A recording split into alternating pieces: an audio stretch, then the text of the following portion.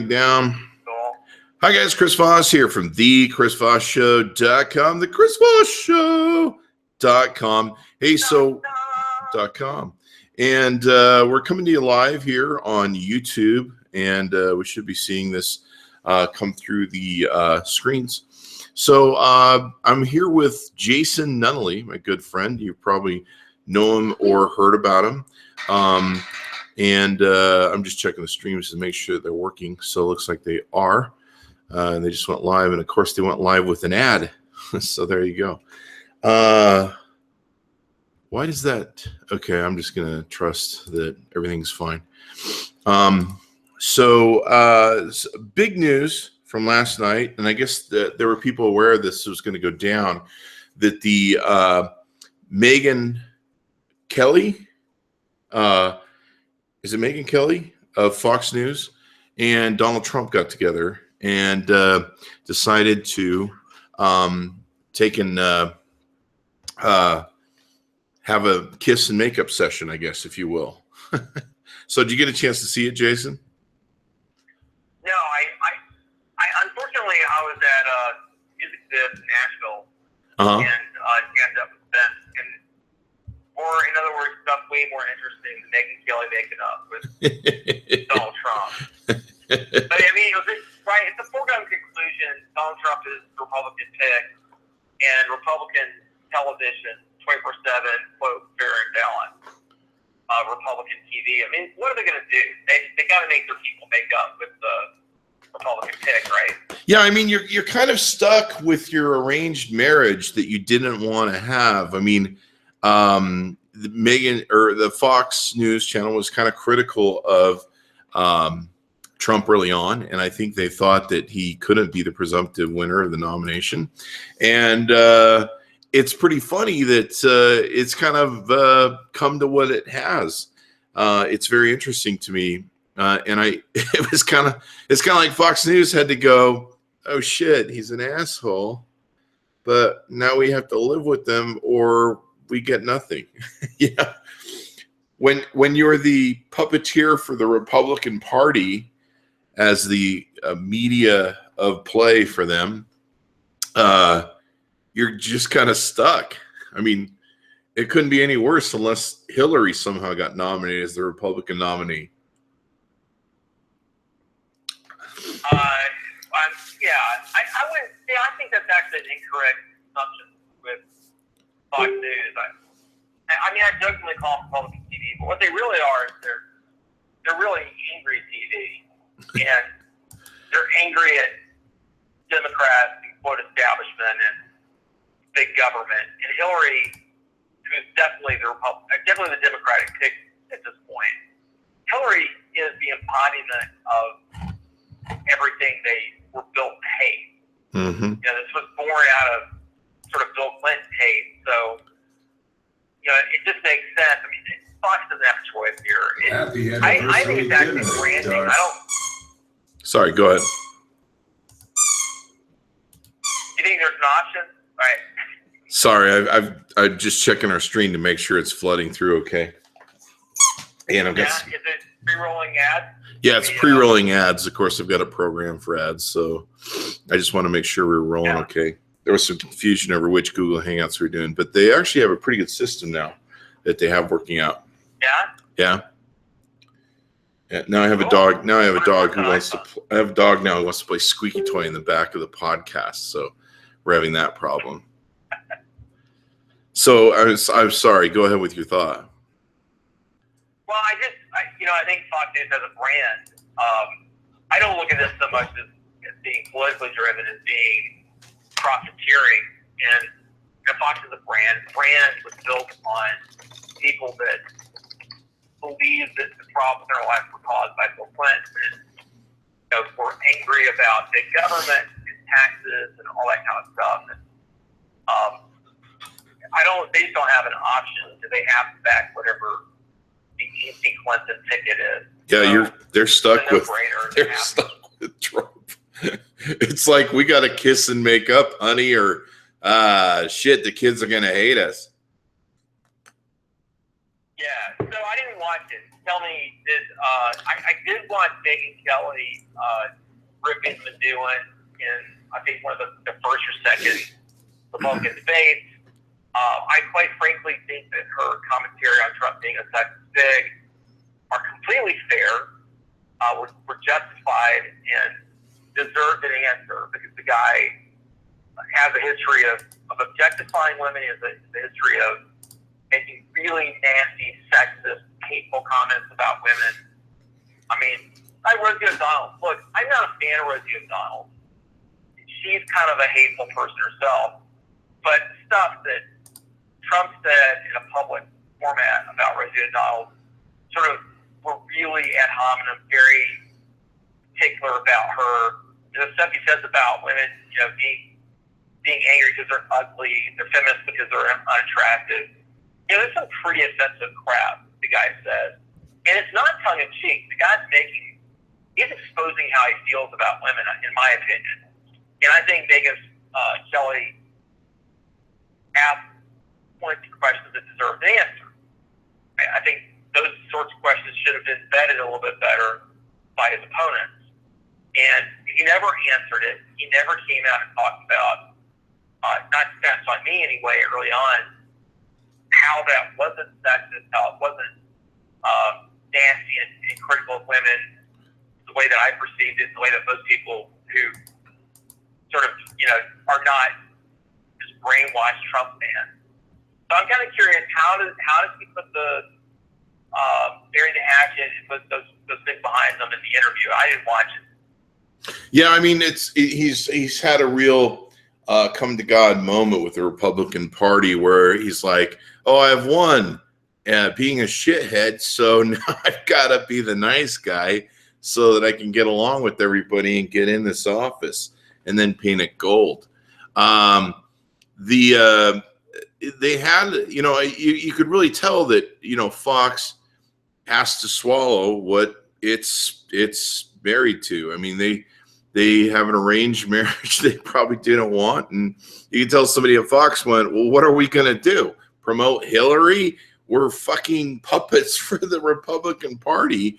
What are we going to fucking do? We're stuck with this guy. We got to kiss, make up, and, give a reach around. So Megyn Kelly goes, and of course, this is all to give you an idea of what this whole tie-in is. This is a grand production of Fox News and Megyn Kelly. Now, I'm not saying there's anything bad about that. I actually like Megyn Kelly. I think she's very hot. I think she's very brilliant. I don't like the slant of the Fox News network, but I think she's a brilliant person and very good looking. This launches like this new show for her. She's going to become, who was the gal who always did the shows with the celebrity interviews back in the day? And she always had that kind of filtered glass on the lens that would make her look good. I forget her name. She was hugely popular, but she would always interview the celebrities. Celebrities? Are you talking about Barbara Walters? Barbara Wawa. Barbara Walters. So they have positioned her to become the new Barbara Walters, and they've given her a new show. And of course, Trump launches this show for her. This goes along with her new haircut and persona or image that they wanted her to have. And so they've launched this show with the Donald Trump thing. And then what was funny was they threw a transgendered gal who I guess is popular in Hollywood or something behind it. And so I guess they're tagging the whole transgender thing that's going on right now, tackling that issue. And then she also announced right after the show that she's launching a book. And part of the book deals with her life and lionizes her as a figure that people should follow. And of course, it chronicles the 9 months that her and, well, it was really, she didn't respond back. It was really Donald Trump just bashing her. And, she asked some pretty good questions. She asked the question, she says, one of your go-tos in a fight with somebody is you threaten to sue them or you do sue them. She goes, you realize that if you become president, you just can't sue the fuck out of everyone anymore. There's a certain, astuteness to the position, or, the freedom of the press. You really do become a public figure where the press can bash you, and you can't threaten to sue the New York Times as he has, or he's pulled his lawyer out and demanded a retraction. But and so he kind of dealt with it, and it was interesting trying to measure the level of sincerity that he actually had. You're like, is he apologizing because he kind of has to now and he has to play nice a little bit, or is the same guy just going to come, you know what I mean? Is that same narcissist going to come out again? So did you see it as a contrite Donald Trump, or was it more like? You saw a little bit of Trump that you don't normally see, but if you know the manipulative pattern of narcissists, it's one of those moments where, okay, I gotta go here. Okay, I gotta fool the people some of the time or all the time, and this is the moment that I gotta choke it down a little bit, and then I can just go right back to being an asshole. They promised me. So that's kind of how I saw it, because I'm not fooled. I don't know. I doubt you are. I just was not fooled by it in any way, shape, or form. The thing that started to really disgust me, and thank God she didn't do a lot of it, and they didn't have a lot of time. I mean, between commercials for the show, which I'm sure they sold a shitload of, there was maybe 22 minutes of interview time. So there really wasn't a lot they could cover.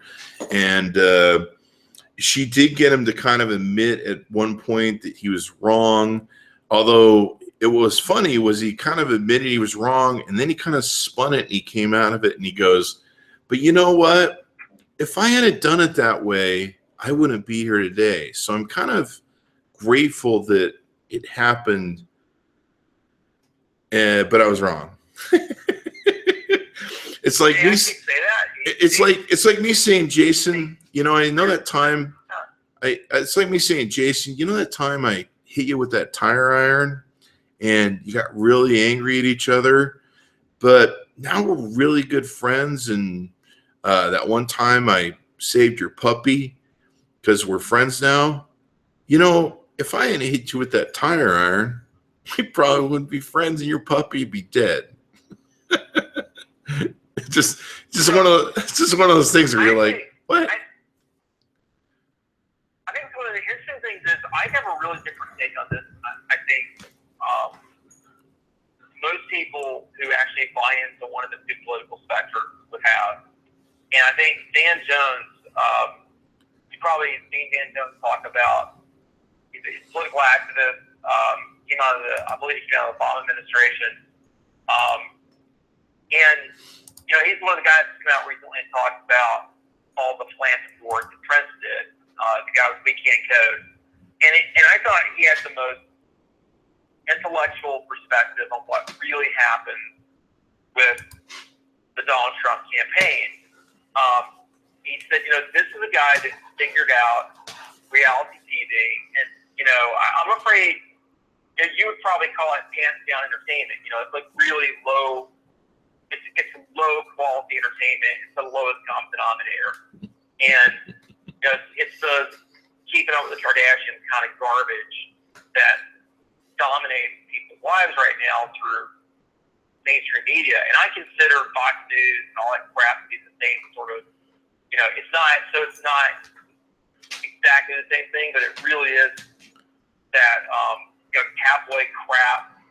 Not real news. Not real meaningful, not intellectual. And one of the things that Dan Jones talked about is he says, this is a guy who manipulated the press to stay in the news cycle. Even the thing with Taco Bowl, where he said, the best Taco Bowl made the Trump Towers. I love the Hispanic. But come on, he's not that dumb. He knew that it was inflammatory. He did it on purpose. It wouldn't hurt his base. He would keep him in the news cycle for 48 hours. People like to daily gospel crap on it. You don't have tweets. You don't have all this negativity. But the fact of the matter is, we're talking about the guy.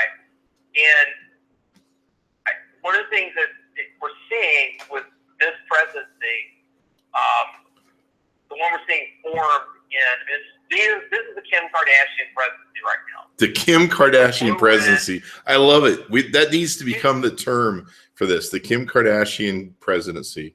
Now, not to be confused with her husband, who said he will run for president and win someday, Kanye West. Hey, I think the smartest thing that can happen right now is that Kanye, it's all about the same ticket. I think that would be the perfect ticket. The Donald and Kanye West. There we go. We have a VP. You know, the only thing they'd have to fight about is who's more vapidly selfish, prickish than the other. No, I'm an asshole. No, I'm an asshole. No, I'm an asshole. No, I'm an asshole. It's truly sad, but if you're a media person, you analyze the impact of advertising on the on psyche and on behavior and choices. You know, it really proves that the repetitiveness of having the name said over and over and over again didn't show the poll. It's not a negative thing to get negative press. This is a guy, prime example, would not come out and say openly that he disavowed David Duke. Right? I mean, come on. Nobody in their right mind would hesitate to disavow David Duke. A guy that's a known racist, Klansman, white supremacist. You know, the guy does actual white supremacist media events now. And there's no question in my mind that wasn't Trump being dumb, wasn't Trump pandering to bigots. It was Trump playing the media and very carefully insinuating himself to a 3-4 day news cycle. Mm-hmm. And every weekend we're hearing some inflammatory stupid crap Trump said. And I'm telling you, it is it's architecture of, if he knows the voting electorate are about as smart as people who look up to people like Kim Kardashian and Paris Hilton, that unfortunately is the electorate, and he's capitalized on it.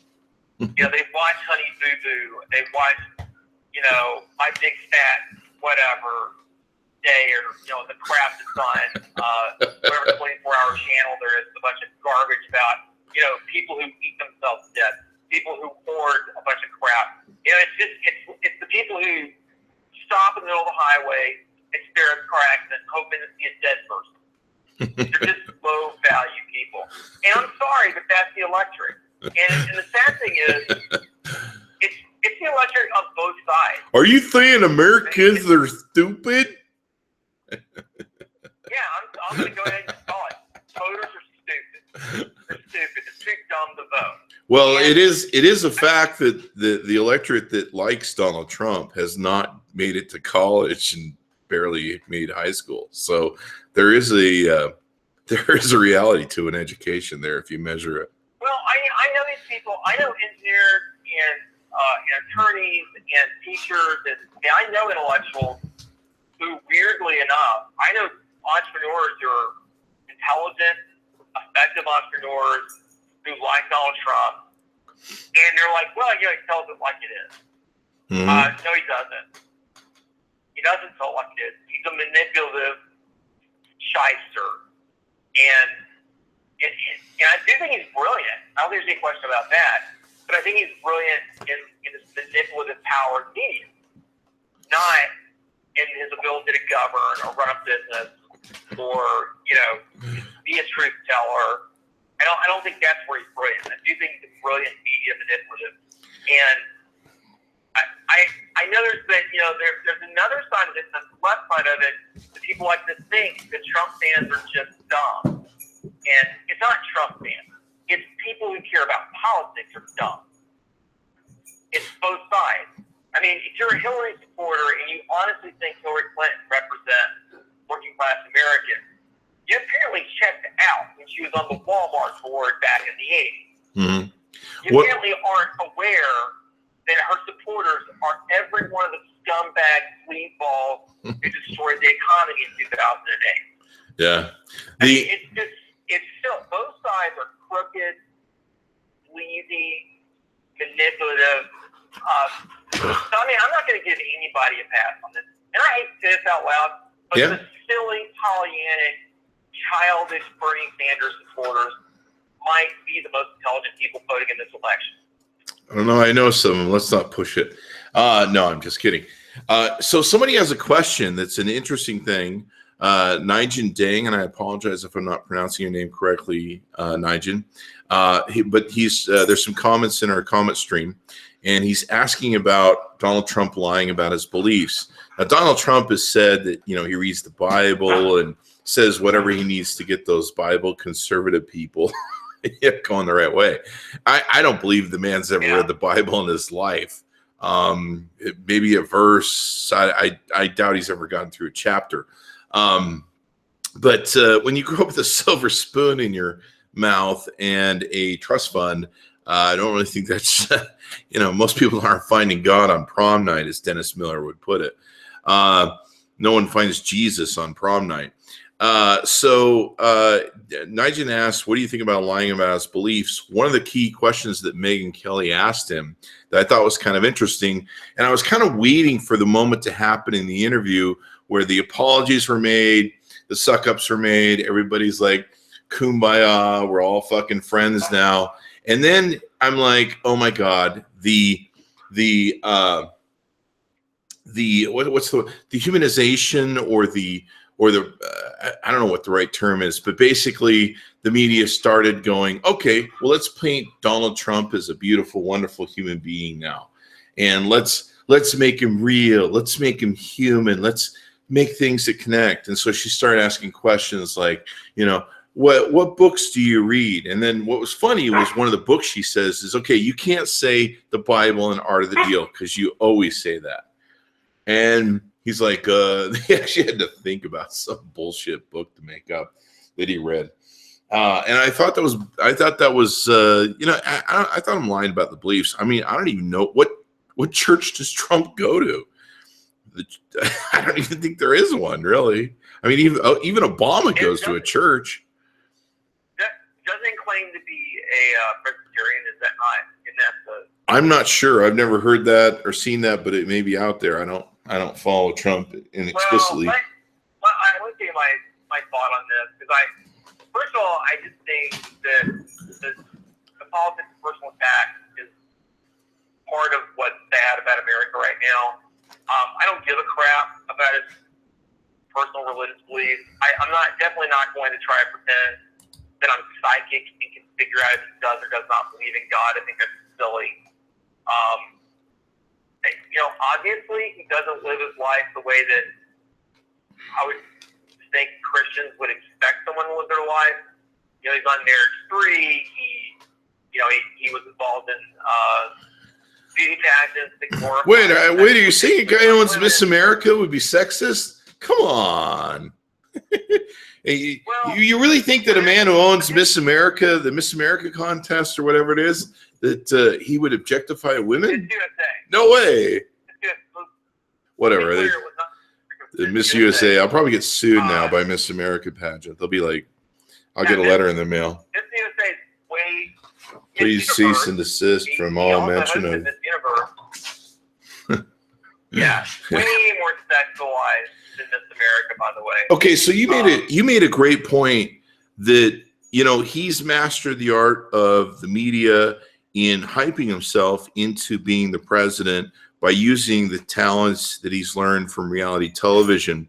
The only thing is if he becomes president, that game will not work. I mean, maybe in controlling the media if they catch you doing shit, but there's a point here where you got to go be president and you got to go be presidential and you got to go represent all of us shitheads.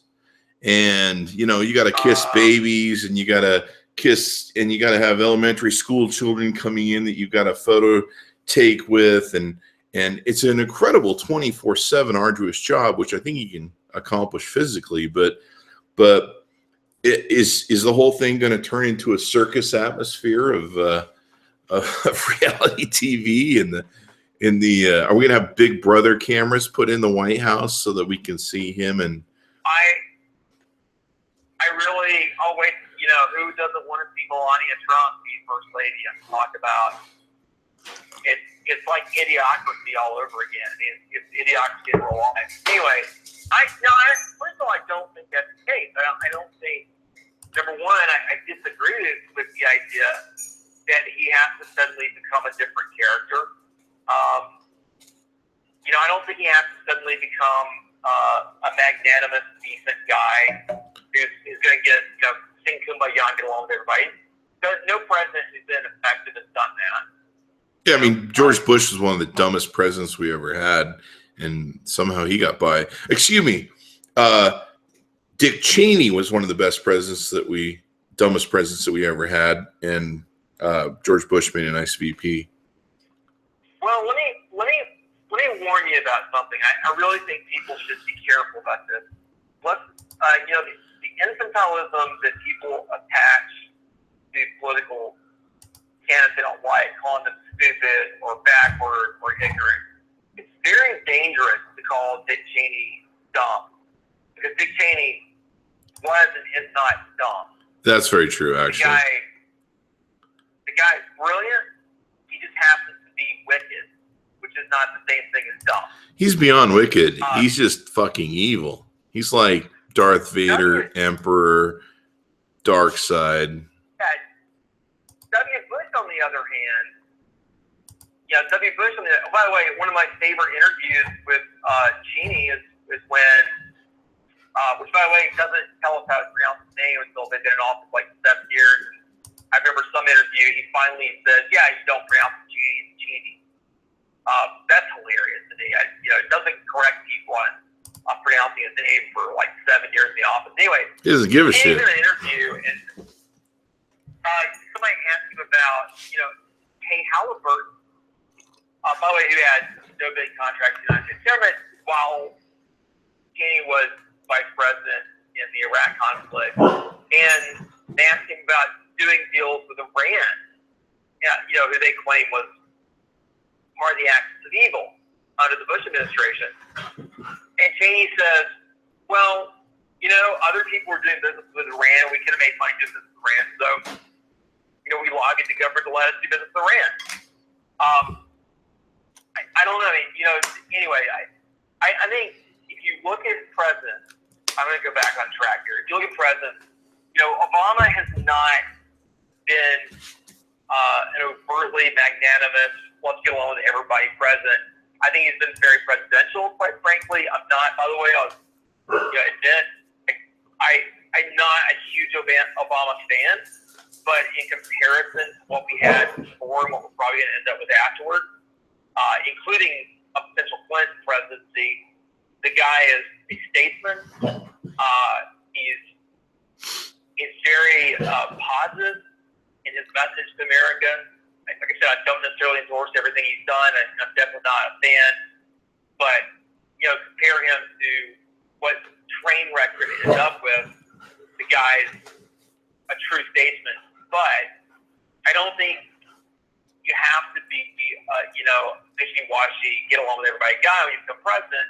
And I cannot imagine, if you look at what Trump promises, I can't imagine that Trump is going to be a guy that gets along with everybody.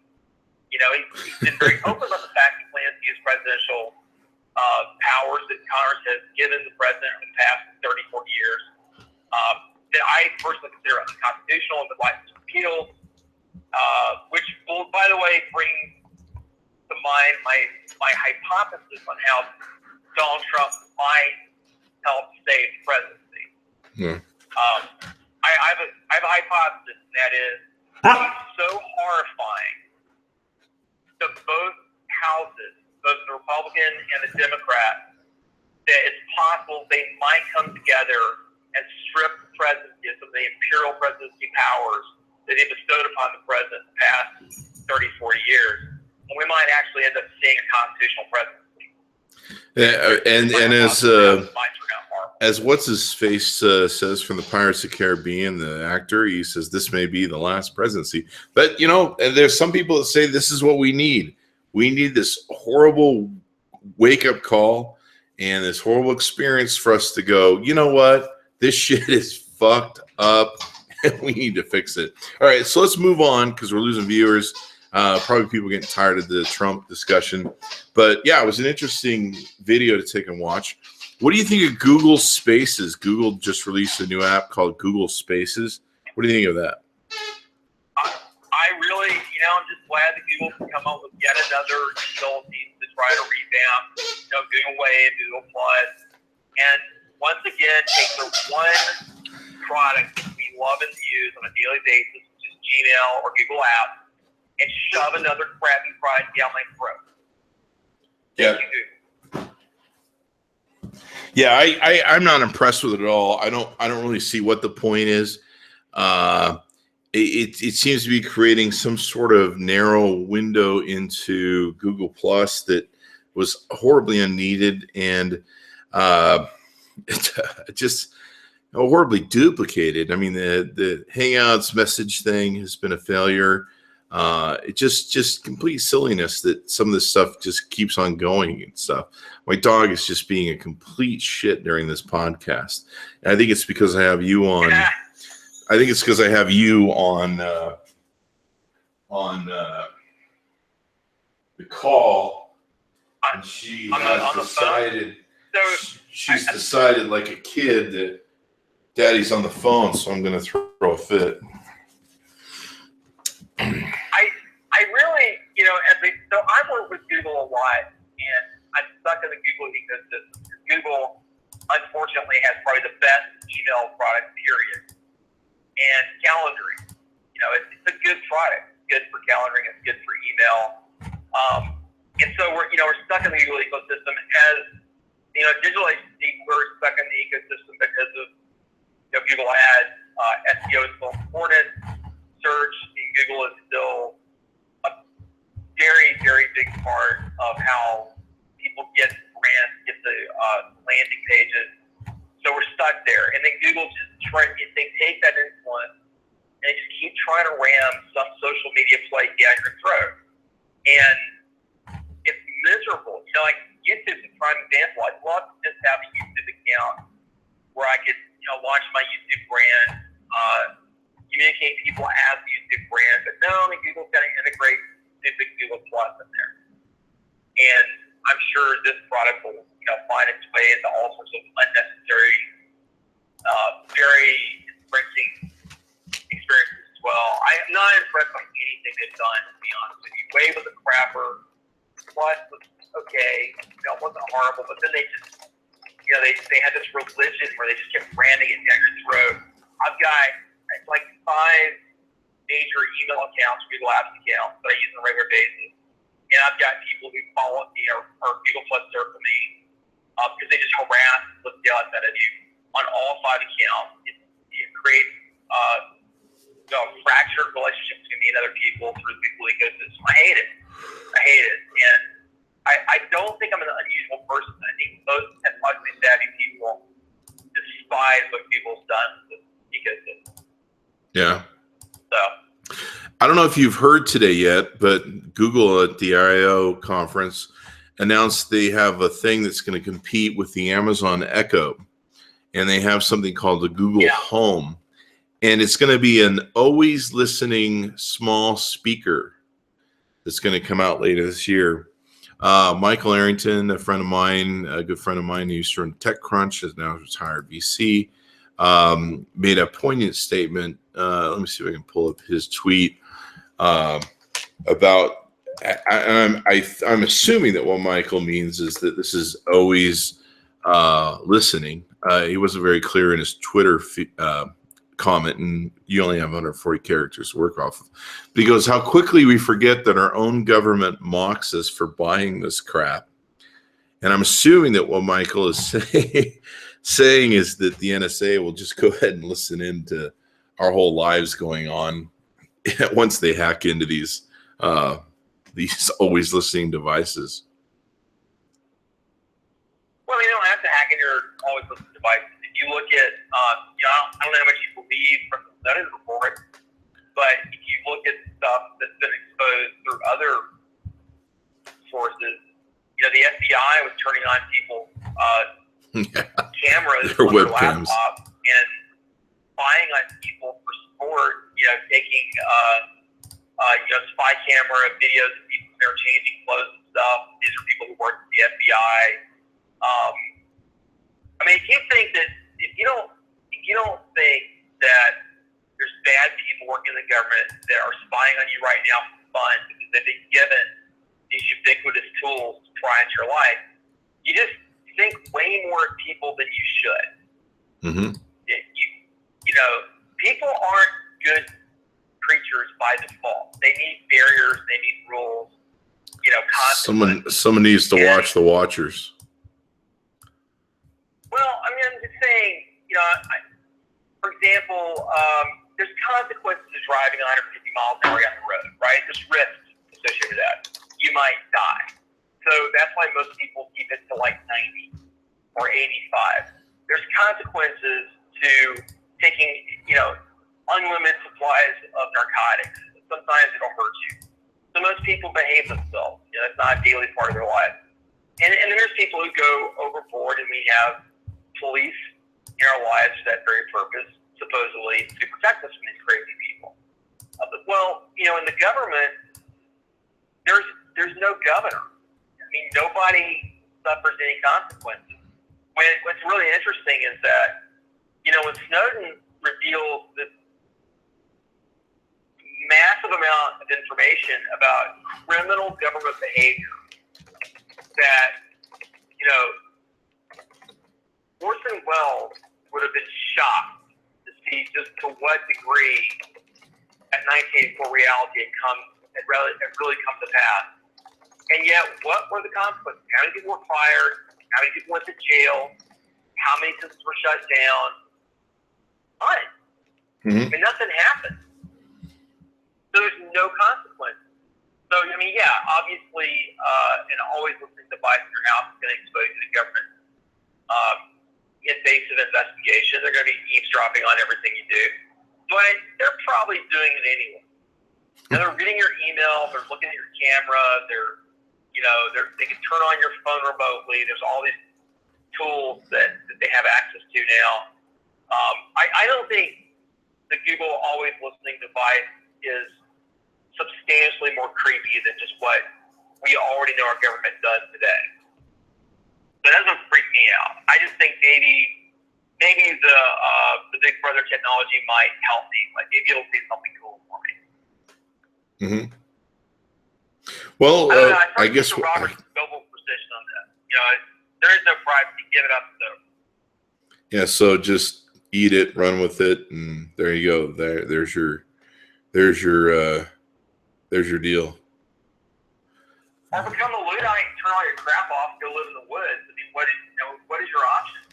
I'm going to get a proctology examination and an X-ray every time I go to the airport. There's pictures of me naked that TSA keeps every time I go through the TSA screen. So, I mean, my camera catches me putting it when I'm putting on my underwear in the morning. Who cares? I don't give a rip. Yeah, totally, man. So, I think privacy is gone, but I certainly don't want a product that's going to be listening to me. Maybe that's old world. My Xbox, ironically enough, you could buy a thing that would cover the camera lens, and even my Logitech business camera that I have that we reviewed from Logitech came with the cover for the eyelet. And I'm like, if this isn't a real problem, then why do you sell the cover? It's like your camera comes with the cover. Well, so you're saying the line and software that you give me is not secure? It's like me giving you a phone saying, hey, you know what? The government's going to tap into this shit. So just so you know, we have some special stuff that can make it. I mean, Apple's on this trajectory right now. They're reworking their systems, or they just got done reworking their system. They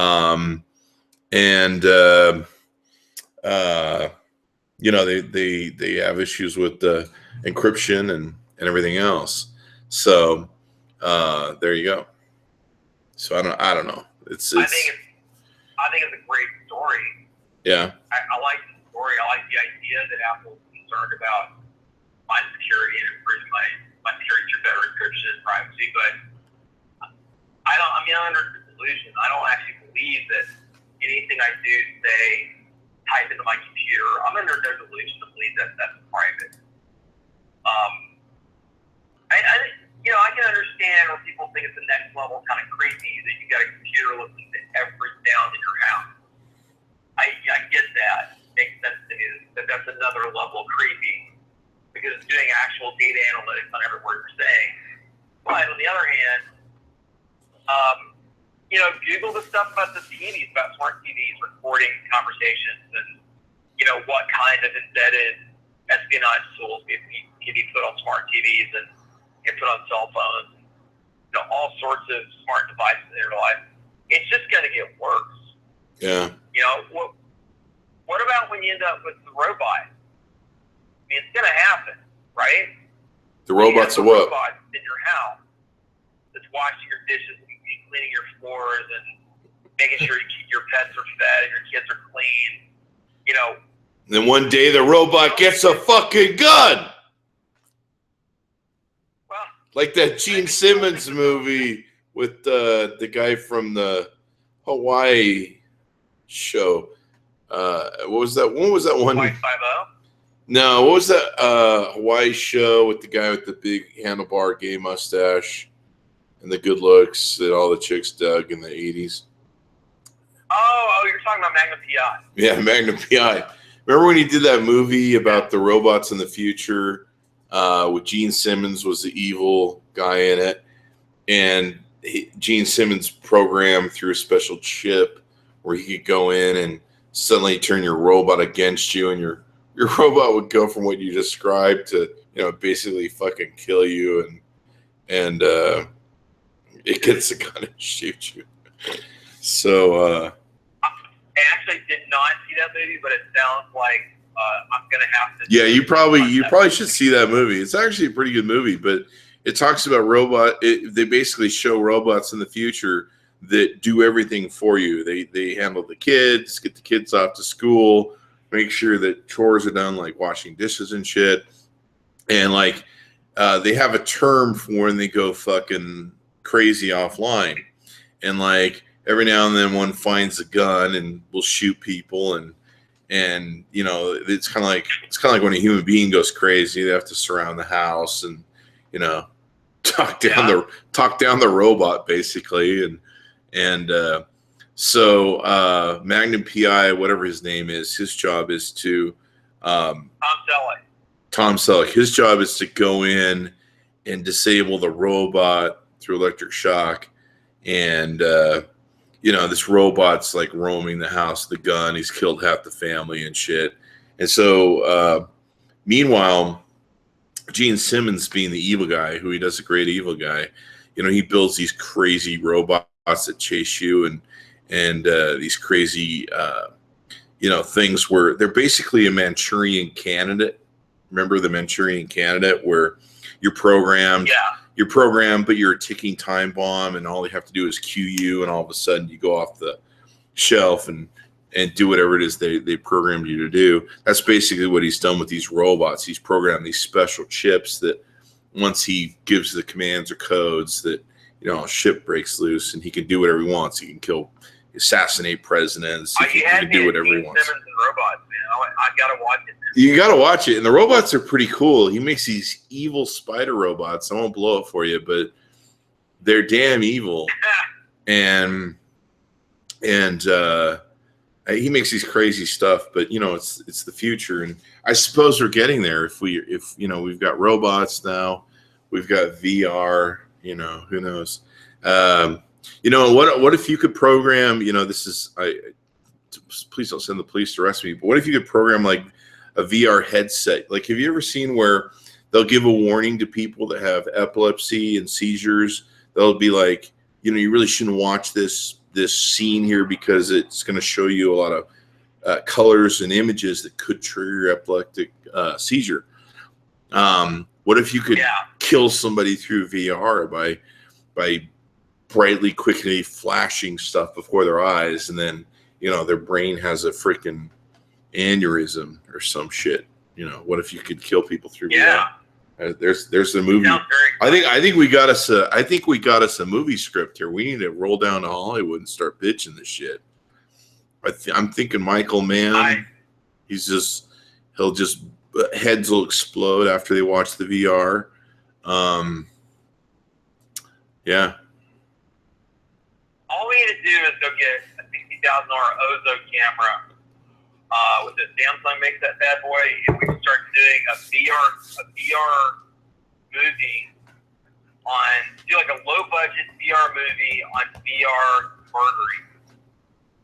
Yeah. It's like a B-roll, like low quality, bad acting, 80s style, but make it a VR. I think I just came up with a really great project. Yeah, man. We need to write this down. I watched Get Shorty, and they said to make a great movie script, all you got to do is have, a great start, and in the end, you just go scene ends and over, and it's done. And then it's just shit you fill in between them. Yeah, we could do this. Death by VR.